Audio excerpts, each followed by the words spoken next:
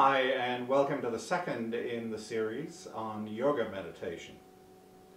Yoga is very interesting. You look at yoga up on the internet and you'll find close to 500 million links.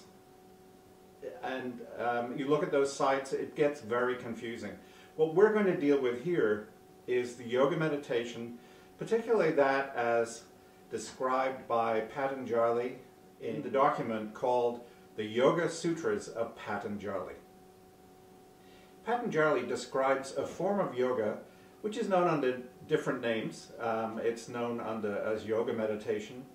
It's also known as Raja meditation, or the yoga of the mind, and also Ashtanga yoga, or the 8-limb yoga.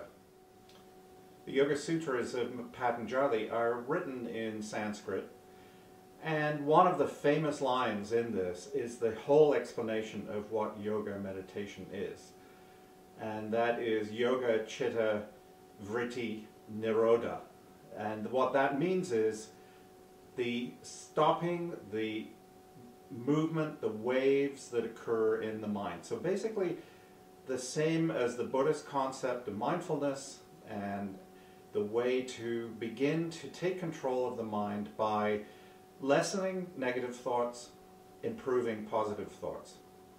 And his whole series of Yoga Sutras is about achieving that end.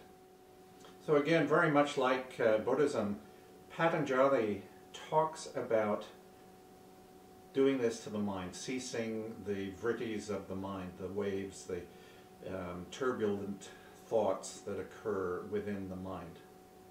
But beyond that, he talks about achieving perfection in the same way that the Christians talk about becoming perfect as your Father in heaven is perfect, or the Buddhists talk about the 6 perfections and the way that you can improve yourself. It's not about becoming perfect. It's becoming a better person, a less selfish person, by considering others, being compassionate towards others.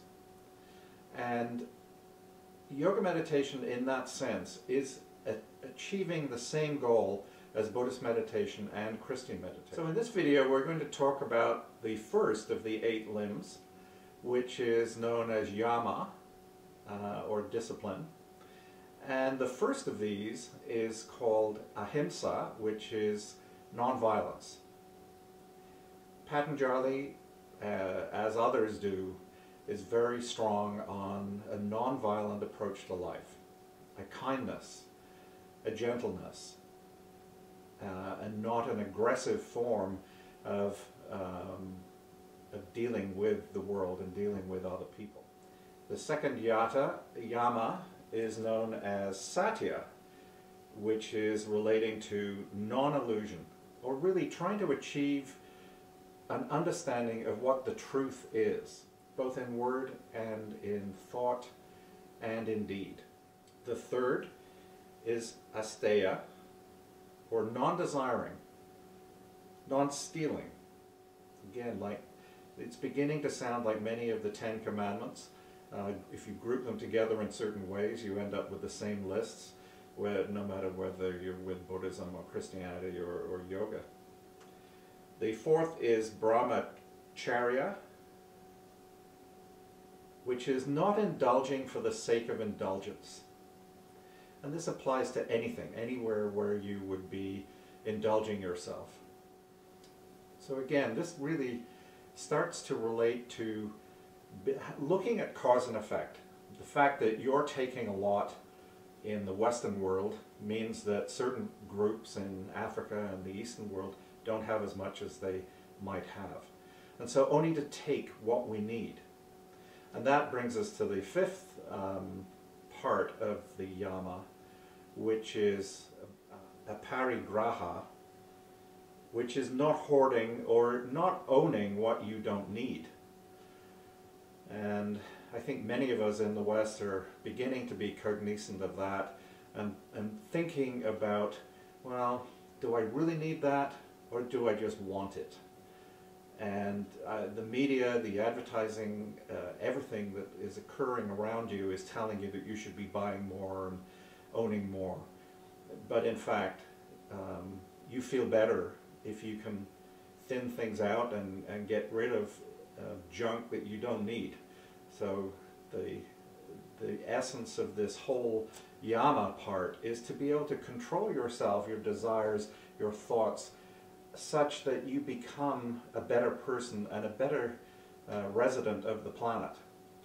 And so that also goes a long way, for example, to helping us become better from an environmental perspective. Because if we take less, we pollute less. Om, A-U-M, Om, Om, Om, Om. If you say it out loud like that, you'll feel it resonating within your sinus cavities, within your mouth, within your throat, within your head, and you start to feel that vibration. It's very soothing, and as a mantra, it is a very basic mantra. It's a one-word mantra, but it is also one of the most powerful mantras. I mean, all we need to do is repeat that mantra on a daily basis. I still use the Om meditation, even though I use other meditations too, but I use the Om meditation because it stays with you. As you go throughout your day, you're driving the car in traffic and people are cutting you off, you can say Om, Om, Om, and just continue on through the traffic. You're totally aware of everything that's going on around you, your eyes are open, but yet you're feeling calmer. Because your mind begins to associate calmness and lack of stress with the mantra that you're using. So by using that simple mantra, start using it for a few minutes a day, try to increase it. I always recommend people do a meditation session in the morning and then they go to work and they come back, they do a meditation session in the evening to sort of put bookends around that work day, and that will make them feel so much better. So try meditating with the Om, and then try taking it out with you. And I don't mean walking down the street going Om, Om. This is not something to be showing off about. This is something for inside yourself. So when you're in the street or on the bus or whatever, you just say it internally, and you'll find that life begins to feel a lot better. One of the interesting things that happens, and it was very interesting to me when it happened to me, was that after saying Om for a long period of time, you've been meditating morning and evening and you've been saying Om, all of a sudden you realize when you're doing something else that it's still going in the background. That there it is, you've actually established a tape that is not going to be erased, it's still there. And to tap into it is so easy. And it's the ability of stopping those thoughts. You don't have to forcibly do it.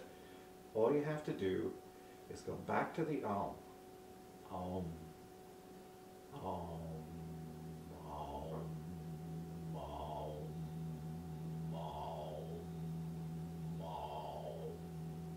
Om.